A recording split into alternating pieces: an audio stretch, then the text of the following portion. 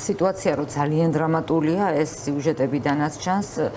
მართლა კატასტროფული მდგომარეობა, ადამიანები თან, როდესაც თქვათ, 3 კვირის წინ რაღაც გარკვეული მდგომარეობა იყო და უკვე 3 კვირაში კიდევ უფრო დამძიმებულია და ამას გეოლოგებიც მუდმივად ამბობენ, რომ როდესაც გეოლოგიური პროცესები, ეს კატასტროფები, მეწყერი თუ ვარცოფი თუ რაც არის ძალიან დროშის სწრაფად განვითარებადი მოვლენებია. ვთქვათ, დღეს რომ შეისწავლი რაღაც მოვლენას და არის ასეთი მდგომარეობა, მომავალ წელს უკვე შეცვლილი მდგომარეობა შეიძლება დახვდეს, იმიტომ რომ სხვადასხვა პროცესების გამო იქნება ეს კლიმატის ცვლილება, იქნება ნალექიანობა, რომელიც შეიძლება ასე რაღაც მომენტში უფრო მეტი იყოს, იქნება ეს ადამიანების ზემოქმედება, ვთქვათ, ინფრასტრუქტურული პროექტის განხორციელება თუ სხვადასხვა, ამ ყველაფერმა შეიძლება სწრაფად შეცვალოს სურათი. ამიტომ, როდესაც რაღაცა ასეთი გეოლოგიური პრობლემა არის იდენტიფიცირებული, ძალიან მნიშვნელოვანია, რომ დროული ზომები იყოს გატარებული, მაგრამ აი კონკრეტულად ამ შემთხვევაზე ხა მე რაღაც ასე ორად გავყოფდი ამ საკითხს.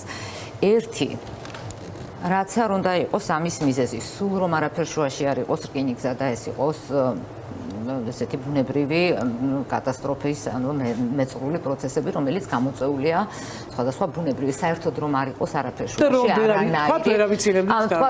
და არაფერ შუაში არ არის არანაირი ინფრასტრუქტურული პროექტი, არანაირი ადამიანების ჩარევა და ამ შემთხვევაშიც კი პირველი რაც არის გასაკეთებელი, ეს არის ამ ადამიანების შველა. იმიტომ რომ წარმოუდგენელი ამბავია, რომ ადამიანი ერთი ოჯახიც რომ იყოს, ერთი ადამიანიც რომ ცხოვრობდეს იმ ოჯახში, ერთი სახლის, ერთი მოსახლეც რომ იყოს, იმ ერთ ადამიანს უნდა შველა და იმ ერთ ადამიანს უნდა ამ ადამიანისთვის უნდა იყოს შეთავაზებული გამოსავალი ამ სიტუაციიდან. რა უნდა იყოს ახლა ეს გამოსავალი ამ სიტუაციიდან? ძალიან სწორად იქნა აღნიშნული, გელამაც აღნიშნა, თქვენც ბრძანეთ, რომ ეს არ არის მხოლოდ, როდესაც ადამიანს ესეთი სახკარი ენგრევა, თქვათ, დავანებოთ თავი ამ წუთას ვისი ბრალია და რაღაც ბუნებრივი რა.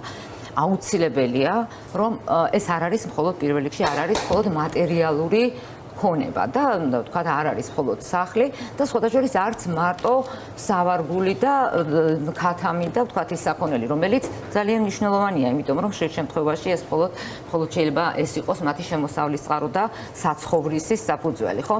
მაგრამ ესეც აი ამისი კომპენსირებაც კი არ არის საკმარისი, იმიტომ რომ ადამიანი არის სოციალური არსება, ადამიანს აქვს თავისი ესეთი კულტურული, ემოციური, აგერგელა მაგალითიც მოიყვანა, რომ ვიღაცას რაღაც ამიტომ ამ ყველაფერს როგორც მატერიალურ, ასევე არამატერიალურ ღირებულებებს უნდა საკმაოდ ადამიანისთვის ხშირად მატერიალურზე მეტად, სწორედ მისი სოციალური თუ კულტურული თუ სხვა ესეთი ემოციური ღირებულებებია. ამიტომ საერთაშორისო პრაქტიკა, ვთქვათ, ასეთ შემთხვევებში არის, რომ ეს უნდა იყოს ძალიან კარგად შეფასებული და ნამდვილად როგორ თქვა, სასაცილო თანხა არის, თქვა თუ ეკომიგრანტისთან ისიც თუ მიენიჭა 30,000 ლარით კომპენსირება, ნამდვილად აი საიდან გამოვიდა საერთოდ ეს თანხა? ხო, მაგას ვერ გეტყვით, ახლა მე მგონი ეს რაღაც რამდენი საკმაოდ დიდი ხნის წინ მიღებულია და როდესაც როგორ ხდება, ვთქვათ, იგივე ხელფასების მატება თუ რაც არის, ამის ფონზე, ნუ ფაქტობრივად 30,000 ლარი გამოდის.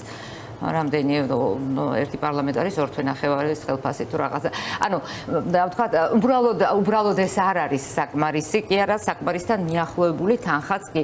მით უმეტეს რომ სახელმწიფო და ამ ყველაფერზე აი ამ ადამიანის ერთი ოჯახიც რომ იყოს მეთქი და მით უმეტეს აი ამ ადამიანის უსაფრთხო გარემოს შექმნაზე და იმისთვის რომ მარტო უსაფრთხო კი არა, ღირსეული შეთავაზება უნდა გაუკეთდეს ამ ადამიანებს და ამაში უნდა შედიოდეს და ვთქვათ პირველ რიგში დროებითი თავშესაფარი შეიძლება და არა ის რომ მე შენ ქირის ფულს მოგცემ და შენ ეძებე სად და როგორ და აუცილებლად დახმარება რომ მოხდეს მათი ქონების წაღება ადამიანებს არ აქვთ იმის საშუალება რომ იქნებონ მანქანები მით უმეტეს ასეთ პირობებში ალბათ ჩვეულებრივი მსუბუქი მანქანით გადაადგილებაც რთული იქნება არ აქვთ ამის საშუალება იმის საშუალებაც არ აქვს ძალიან ბევრს რომ მიწა გამოუყონ და ვთქვათ იქ მოდი და ააშენი ახლა იმიტომ რომ ამას თავისი ორგანიზება ჭირდება ვიღაცა შეიძლება იქ სკოლის მასწავლებელი იყოს რა იყვან ამ ადამიანს და სადღაც ვთქვათ თვითონ იშოვა ადგილი ან შენ გადაასახლეს შენ მიეცი ვთქვათ ადგილიც მოუძებნე სახელმწიფოს გულისხმობ მაგრამ ის ადამიანი იქ შეიძლება მართლა ან მასწავლებელი იყო ან რაღაცა სადღაც მუშაობდა რაღაც ამბულატორიაში არ ვიცი შეთავაზება, ანუ როგორ უნდა მოხდეს ამ ადამიანებისთვის და ვისგან უნდა მოხდეს? მიმსგავსებული კი არა, საერთოდ ითვლება, რომ მსგავსი ან უკეთესი პირობების შეთავაზება უნდა მოხდეს იმისთვის, რომ ამ ადამიანების თუ გინდა რომ იყო ქვეყანა, რომელიც ზრუნავს ადამიანების კეთილდღეობაზე და ხა რაღაცა ორჯერ ორია ის, რომ სახელმწიფოს პირველი დანიშნულება არის, რომ უზრუნველყოს და ზრუნავდეს ადამიანების კეთილდღეობის ზრდაზე. ეს არის ერთი ნაწილი, ხა გამიგრძელდა სიტყვა და თუ გნებავთ მეორე ნაწილი არის უკვე პასუხისმგებლობის საკითხი.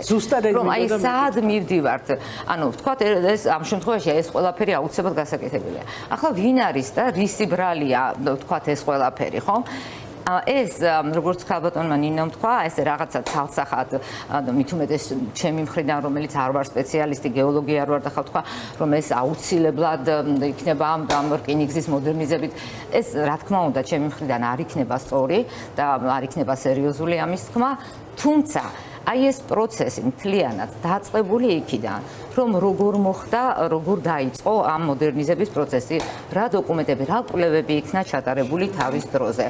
საერთოდ, როდესაც თუ რამე, როგორც გეოლოგები და გეოინჟინრები ამბობენ, არ არსებობს განუხორციელებელი პროექტი. ნუ ვთქვათ, მივიღოთ ეს ასე, როგორც სპეციალისტის, რომ გააჩნია მოცემულობა, გააჩნია რა თანხას ჩადებ, რა კვლევებს გააკეთებ, თორე სადღაც ოკეანეში კუნძულებს აშენებენ, ხომ და რაღაცა უბრალოდ გააჩნია. ვთქვათ, არ არსებობს განუხორციელებელი პროექტი და შესაძლებელია გეოსაინჟინრო გადაწყვეტილების მოძებნა ნებისმიერი სირთულის ობიექტისთვის, ხო? მაგრამ ეს გადაწყვეტა ხომ უნდა იყოს მოძებნილი თუ ადგილი არის მეწყრებისკენ მიდრეკილი, იყო თუ არა იქ ჩატარებული სიღრმისეული კვლევები, თუ იყო ჩატარებული რა შემარბილებელი ღონისძიებები, რა დამატებითი შემარბილებელი ღონისძიებები იყო დაგეგმილი იმისთვის, რომ ვთქვათ პროცესები, სხვადასხვა სცენარების შემთხვევაში, მეწყრული პროცესების გამწვავების შემთხვევაში, რომ არ მოეტანა ის შედეგი, რაც ახლა მივიღეთ, რაც დადგა. თუ იყო ეს ყველაფერი ვალდებულებები, მოხდა თუ არა ამ ვალდებულებების შესრულება განმახორციელებელი კომპანიის მიერ. ხდებოდა თუ არა სწორად და კარგად ზედამხედველობა ამ პროცესის. თუ არ მოხდა ამ ვალდებულებების შესრულება, მოხდა თუ არა მათი სახელმწიფოს მხრიდან შესწავლა, ან დაჯარიმება, თუ ან გამოსასწორებელი რაღაც ნაბიჯების დაგმა.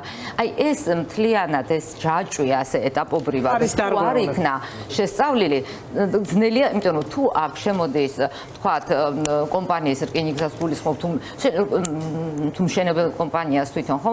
მათი სადღაც პასუხისმგებლობა, მაშინ ბუნებრივია, იგივე ეს ხარჯები, რაც არის ბუნებრივია, ეს უნდა იყოს ანაზღაურებული, იმიტომ რომ თუ მოხდა მათი მხრიდან და მაგრამ ამის თქმა ამ წუთას რომ ეს ნამდვილად ამან გამოიწვია თუ არა.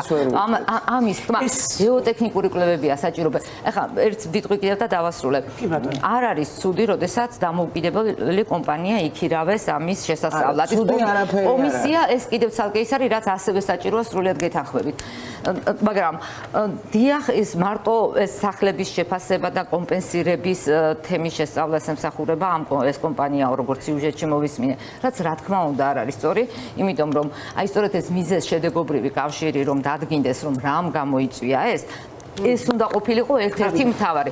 თუმცა არანაკლებ მნიშვნელოვანია, ბუნებრივია, რა ზიანი მიადგა მოსახლეობას ამის შესწავლა, რომ შემდეგ იყოს მათი დროული ანაზღაურება, ესეთი ადეკვატური და დროული ადეკვატური და სანამ ეხა უკვე